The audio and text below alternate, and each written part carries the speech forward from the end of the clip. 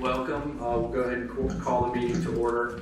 Appreciate everybody coming on a Friday, early morning, and being part of this council. First time we've had a quorum in a little bit, so appreciate everybody being here because this is important stuff, and we can't do what we want to do without y'all being here and the membership being here in the committee. So thank you for that. First business of order is approving the minutes from the prior meeting. We didn't have a quorum, so we don't really have any official minutes, but I'll take a motion to approve those minutes. So moved. All motion. All right, thank you. So new business on the agenda. I'll turn it over to Chief Arnold to talk about the current status of the Clay County Detention Facility. Good morning, everyone. The aging and size of the jail continue to bring its own set of challenges. We're still experiencing overcapacity issues and a multitude of building maintenance issues. The original jail was built in 1972, and we're currently on our third expansion, which that expansion in and of itself has caused some drastic challenges that we're trying to overcome at this time. Our current quarterly average daily population is at 472, which is 96% of our max capacity. Currently today, we're at 98% at 481. So we're right there hovering at our absolute maximum capacity. What we'd like to see is approximately 80%. That way we have room to move inmates for classification purposes and separate accordingly. 84% of that inmate population is felons, 16% misdemeanors. Currently we're housing 107 sentenced to county jail and 27 sentenced to Department of Corrections. Any questions for Chief Arnold or what he reported out in reference to the jail? Is there a delay for what you would like to see from the Department of Corrections coming to pick up the state inmates that maybe can be addressed to help with those 20, 30 odd people that are sitting there? That number is kind of a revolving number as our transportation unit gets the packets from the courts. They're moving, but that's a steady stream coming in as inmates are sentenced. So is that a delay that we could any help with? No, they've been working with us very well on getting the inmates transported over there. And what are some of the challenges you mentioned with this new addition? The age of the building brings about some design challenges. We're trying to convert old administrative areas into cell blocks. Right. And that's been challenging. There's a lot of folks from the county involved, the sheriff's office, architects, contractors, and everything working through those challenges to get something designed that's going to safely and securely house inmates. So by doing that, you're losing space that you would otherwise use for administration? Correct. Which you have used in the past? Absolutely. Okay, understood. And I appreciate Ms. Hazel and Ms. Wright's help because they do a lot with the packets and getting those ready when somebody is sentenced so we can take them out. Usually every Wednesday, sometimes I think Tuesday for females going to the prison. So we appreciate y'all, being accommodating as well because there are times where we'll have 10 or 12 that are ready to go. We make a phone call, you guys accommodate it, and instead of the normal 5 we bring weekly, sometimes we bring 10, so that does help us with the population. So thank you for that. Next on the agenda, we'll address the mental health within the facility. Are you doing that, Margaret, or is Patty? Well, this is my first time. That's okay. Just you have to come up to the podium. Okay. Yes, ma'am.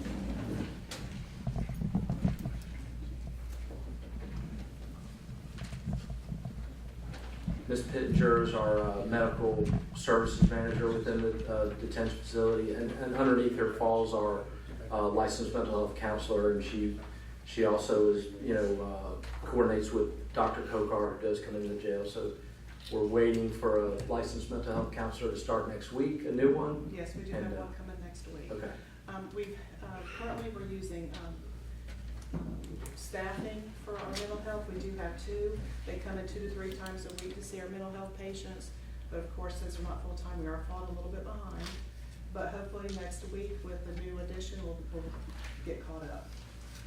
Probably 25% of our population is mental health related. Say that again, how much? About 25%. 25%. I was gonna talk to you after this. 25%. So, The 25% that you know of. Could be more than that, you believe? could be. Dr. Kokar said for the ones that are truly psychotic, this week we saw 11. But there's some that just have like depression that's managed at the jail. But then there's some that are psychotic that need a higher level of management care from the psychiatrist. What kind of space do you have at the jail to do your job? Or would the counselor do your job? I mean, the reason I ask is because just yesterday I went to the jail to visit a client. Yes. And we had the You- pleasure. You were in the office. Yes. Yes. We had the pleasure of going into your office, which is the size of a cell. It was a cell. Yes, it was. Okay. I was just curious. So that's where the counseling mostly takes place, in that office that you were in, and next door to that office is our counselor's, gonna be her main office. But that office's space is just used to interview inmates or do counseling with them. Yeah, good point, Mark, on that with, we're talking office space in the jail. I have nursing staff in old cells, which cut down some cell space within the medical unit. I think Margaret may actually have been in a closet, that's where her, but, so that's what we're talking about, and that's another item on the agenda later on down, but, the growth and the need for, some new cells and facility and all that good stuff, but thank you, Margaret. Anybody have any questions for Margaret? Any other questions on the mental health side of things? Awesome, thank you, Margaret. Next up, Patty is coming up to talk about our reentry program. Another thing, while she's walking up, Patty, if you don't mind, kind of talk about the MAP program. Mix that in there. I figured you did. Yes. Thank you.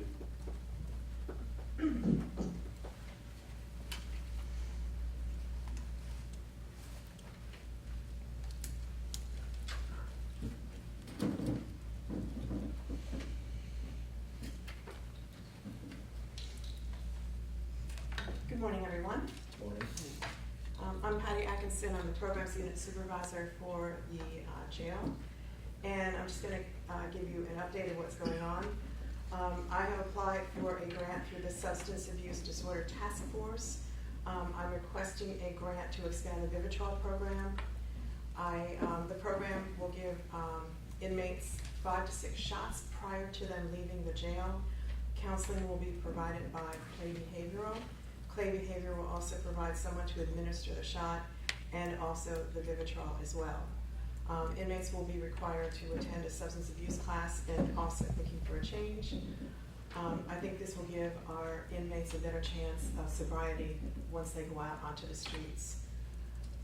The next thing that I have is the jail is working with Clay Behavioral in the paramedicine program to bring buprenorphine into the jail. We're at the very early stages right now. Our biggest problem right now is grant money, just looking for grants. And they will also, the inmates that are in that program will also be required to take a substance abuse class and thinking for a change, and they will also receive counseling as well. I'm currently partnering with Clay County Rescue Mission to help us with housing for those who do not have a substance abuse issue. We have plenty of, I shouldn't say plenty, but we do have sober living houses, and not everyone who leaves the jail who's homeless has a substance abuse problem, so it's difficult finding placement for them. I reach out to other counties that have homeless shelters, and they'll always take people from their own county first and before going to a different county. So it's kind of difficult right now to be able to find these people housing. I am hoping to purchase a simulator that will teach the inmates like forklift driving and heavy equipment. This will be for both male and females. My lieutenant and I are going to look at the simulator next week. Orange Park Adult Education received a grant. The grant is for 3 years. With each year, they will receive $88,000 to bring educational and vocational classes to the inmates. They'll be starting on August 26th. Right now, the classes are going to be GED. GED will be across the board for all 3 years, and Microsoft certification for this year. The certification class, inmates will have to meet certain qualifications in order for them to take the class. They don't necessarily need to have their high school diploma or their GED, they just need to test at a level 4. Excuse me. The inmates will have to be incarcerated at least 4 months to be able to take the program, and if they don't take the certification test at the jail, Orange Park Adult Ed will give them a voucher for them to take the test at the Adult Park Education Center. And I'm also working with the Coalition.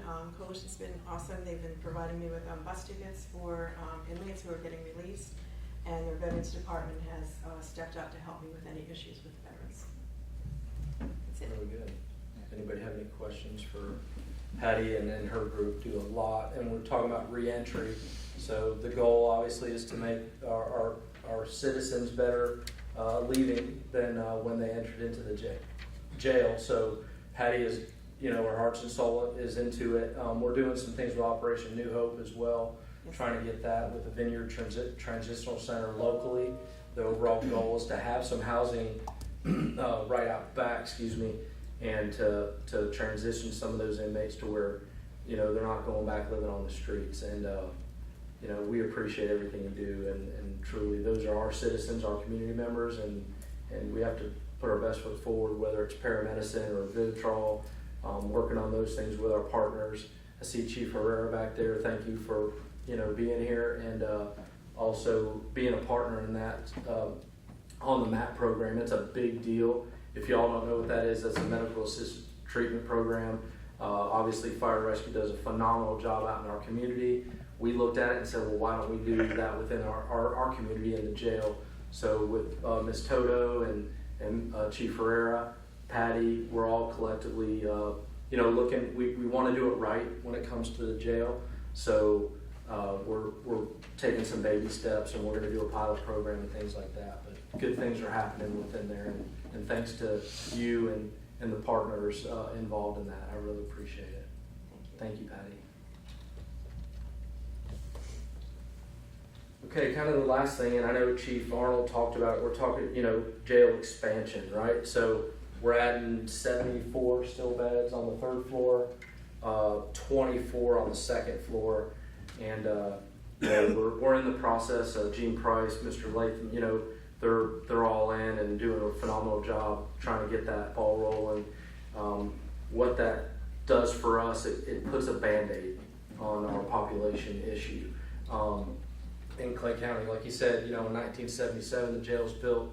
Our last renovation was 2000.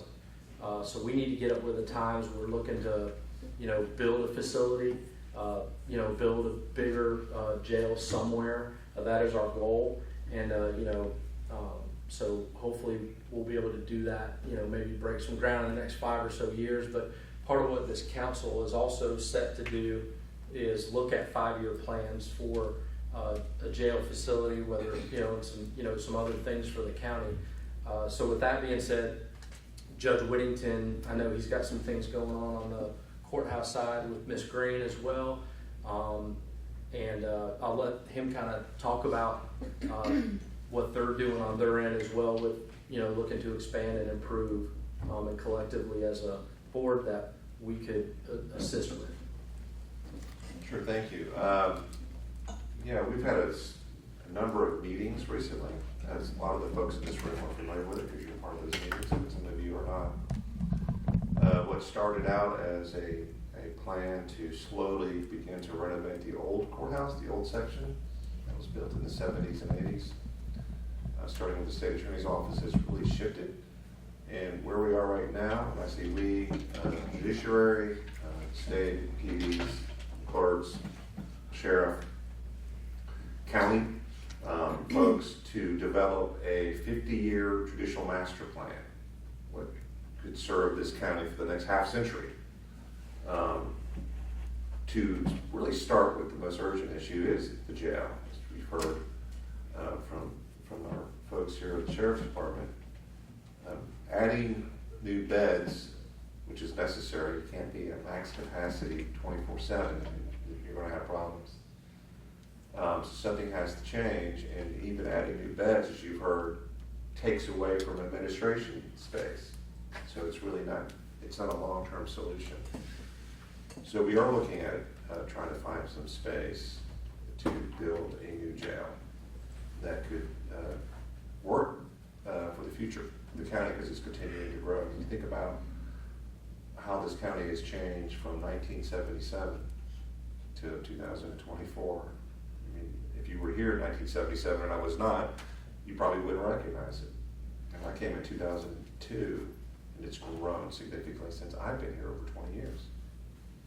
And again, it's continuing to grow. Just drive around, and if you're not sure, drive around some and you'll find out quick with traffic and new developments coming in. That's all good if you like development, but it does bring with it a need for more, unfortunately, more chair space. That's just something that comes with the world that we live in. To that end, we toured, when I say we, the folks I just mentioned, Nassau County, Duval County recently. I think we're going to go look at St. Johns County to get some ideas about what could be. There's a campus-like approach in Nassau County that we like. When I say campus-like, the jail's there, the sheriff's department's there, the courthouse is there, in a big area off the main highway where we are right now. Because if you know where we are, it's a narrow strip of land. There's really no place to expand. You can go up, but you can't go out. And I don't think really there's anything you can do with that jail. I mean, you could put some Band-Aids on it, which they're trying to do right now, but you really can't renovate it. It really is time for something new. So I would propose, and sort of alluded to by Director Bucci, that we use this council, and we have the statutory authority to do it, to look at, and to work with this other group of folks, how to find a place for a new jail, what it would look like, how much would it cost, and is this the right approach? And I think it is. Put my cards down on the table, but I think we've got to do our due diligence and look at it seriously. That would first include at least maybe going to look at the jail. I've been over there, but not much. Some of you work there and you know it well, but a lot of us probably haven't been over there. Let's see what it looks like. And then maybe go look at some other jails too to get some ideas of what could be and what would be best for the community, the county going forward. Again, over the next 5 years per our statutory authority, but really working with this other group that's developing a plan, not just for the jail, but for the courthouse system and the whole judicial system for the next 50 years, which I think is good stewardship on the folks that are here. So that's what I would like to propose that we do going forward.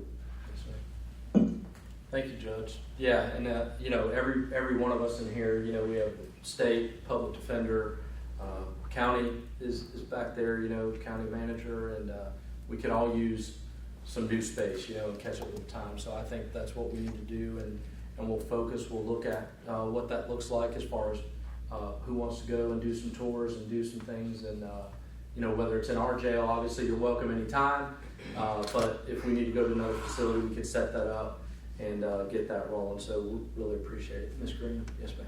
Question. I'm pretty confident that Sheriff Cook in the past has brought in some consultants to look at the capacity of the jail and how it can be used, which I think is what yielded the project with the county to move administration. Has that been shared with this council as kind of like an input to consider as they're looking at where it is today? And I would assume in that consulting or in that evaluation, there's some projections of what would be needed on behalf of jail needs. Yes, ma'am. So population-wise, at a minimum, we're looking at 1,000-bed facility, probably more. But when you look at a new facility, like Judge alluded to, we can't build up anymore. It'll crumble, for lack of better terms. So a lot of the more current builds, they build outward. So the plan is, just looking at it preliminary, is to build a facility to where you can just build onto and outward. So there are some great examples across the state. So probably at least 1,000, like Judge said, in 50 years. 50 years from now, somebody else could sit here and go, hey, now we need to, I want to prepare, whoever's here when we're gone to, they're not in the same predicament that we are. So at least 1,000-bed facility, potentially a little bit bigger to start. So great question. Is there a time frame for that 1,000-bed facility? Is that over a certain amount of time that would fill that need? Is it a 20-year plan, a 10-year plan? No, so really a 5 to 10 year plan. You know, that's what we're looking to do. So 5 to 10 year plan, and hopefully be able to break some ground on that at some point within there. So. And that's the way Nassau's done it. They got a big part of land that when it was first built, they were just out in the middle of the woods. There was nothing there. If you know where it is off A1A, just like as you get off 95. Well, it's all built up around there now. There's Publixes, restaurants, subdivisions that have grown up around this traditional complex. And that's the way their jail was built. It's 2 stories only. The idea that we've heard in this other group that I'm working with is going up is not best. It's harder to maintain a 6-story jail. Inmates can find ways to be disruptive and jam up the plumbing that affects not just the floor they're on, but all the other floors below it. Mm-hmm. So the idea is it's safer, better, easier to maintain by maybe 2-story max and going out. And then maybe we don't get 1,000 beds at first, maybe we get 800 because cost issues. Mm-hmm. But you've got space to keep adding on, which is how it's developed in Nassau. So when they're ready to add on another wing, they just add on another wing to where they are. And that seems to me a good approach. And we toured that 2 weeks ago. Where's the last Friday? Yeah, I was there just last Friday. Yeah. Right? Yeah, Gene, we were. Yeah, last Friday. Seems like 2 weeks. It seems like. There's a lot to admire about what they've done, but you know what? One of the things they said, they want a mental health wing. They don't have the space. A growing issue in our society. So when we're planning this, I want to learn from that and make sure we've got space dedicated so these folks can be properly treated and cared for while they're in jail. Maybe they should be out of jail, right? Because they're a danger. But if they're in jail, we got to treat them well. And right now, we're seeing them in a cell, basically, an office the size of a cell. I just alluded to earlier. That's not really the best by any stretch of the imagination. So, anyway, that's what I would have to say about that. Great point. And also, when the newer facilities allow for more efficiency, staffing. So, not saying staff won't have to increase. What that looks like, but just to give you an example, a lot of new jails on the back end of a cell is the rec yard. So they could just roll inmates out. They have cameras to where you can watch them. Right now, we currently have to go and pull physically and use manpower to take them to the rec yard. So by the push of a button, no manpower, extra manpower needed. So there are some efficiency reasonings for it, and I think there's it makes really good sense to start looking that way for sure, without increasing your manpower and cost on salaries and stuff like that. So, all right, thank you very much, Judge. Anybody have comments on or questions on any of that? Anybody up here? No. I couldn't agree more that a new facility is needed, and I think that we're the PD's office and the sheriff's office are kind of strange bed partners in this regard, because the safer the inmates feel, they are presumed innocent, and so the relative comfort matters, and that expands outward, because the better they feel like they're being treated, the easier our job is, and ultimately justice, whether it goes one way or the other, can be achieved. But right now, with cramped quarters, the real inefficient and non-private ways we have to communicate with our clients just creates bad relationships, And although I know the jail does everything they can to accommodate us, I see with my own eyes the jail's limitations, especially when it comes to space. So, I'm willing to do, say, whatever I need to help you guys get a bigger and a better facility, because it helps us too, and the clients. Yes, sir. Thank you. Very valid points, because I'll give you an example, and Mark didn't probably want to say it, but we lost some, attorneys' booth and personal space to interact with their clients. So we made some, and they're subpar at best with what we have. We don't have the room for attorneys to really come and speak with their client. That's an issue. That's an issue, right? I mean, I think you see it on your side, Pam, as well. Oh, I would absolutely agree that it is clogging up the court system, because when they're not able to speak with their clients sufficiently about the offers that we've made or plea negotiations, then we get in the courtroom and have to ask for another pass date, which then keeps them at the jail longer, when we hopefully could have resolved it if they had a way to speak to their clients in a manner that would sufficiently let them go over their rights and make sure that the client understands what they're doing.